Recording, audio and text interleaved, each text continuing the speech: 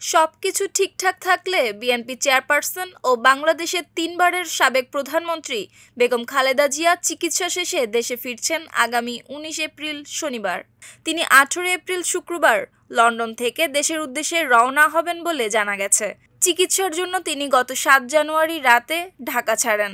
৩ মাসেরও বেশি দিন লন্ডনে অবস্থান শেষে দেশে ফিরছেন সাবেক এই প্রধানমন্ত্রী। বাংলাদেশের গণতন্ত্রের প্রতীক ৭৯ বছর বয়সী বেগম খালেদা জিয়া দীর্ঘদিন ধরে liver cirrhosis, kidney, heart, diabetes, arthritis সহ শারীরিক নানা অসুস্থতায় ভুগছেন।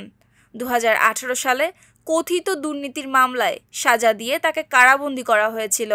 ওই মামলায় সাজা দিয়ে ২ বছরের বেশি সময় নির্জন কারাগারে রাখা হয়েছিল তাকে। ফ্যাসিস্ট আওয়ামী লীগ সরকারের পতন হয়।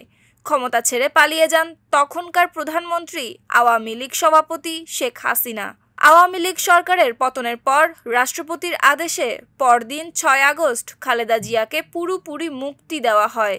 কিন্তু খালেদা জিয়া রাষ্ট্রপতির ওই আদেশের দিকে না তাকিয়ে আইনিভাবে মামলা মোকাবেলা করেন। দেশের সর্বোচ্চ আদালত সুপ্রিম কোর্ট থেকে তিনি কথিত দুর্নীতির ২ মামলা থেকেও খালাস পান। সেসব মামলার সাজা বাতিল করে রায় দেন সুপ্রিম কোর্ট। এরপর খালেদা জিয়া উন্নত চিকিৎসার জন্য গত ৭ জানুয়ারি লন্ডনে যান। তিনি ২৪ জানুয়ারি পর্যন্ত লন্ডনের দ্য ক্লিনিক হসপিটালে চিকিৎসাধীন ছিলেন। এরপর সেখানে অবস্থানরত তার বড় ছেলে ও বিএনপির ভারপ্রাপ্ত চেয়ারম্যান তারেক রহমানের বাসায় থেকে চিকিৎসা নেন। এ সময় তার স্বাস্থ্যের কোনো পরীক্ষায় প্রয়োজন হলে দ্য ক্লিনিকের চিকিৎসক ও বিশেষজ্ঞরা বাসায় গিয়ে পরীক্ষা করেছেন।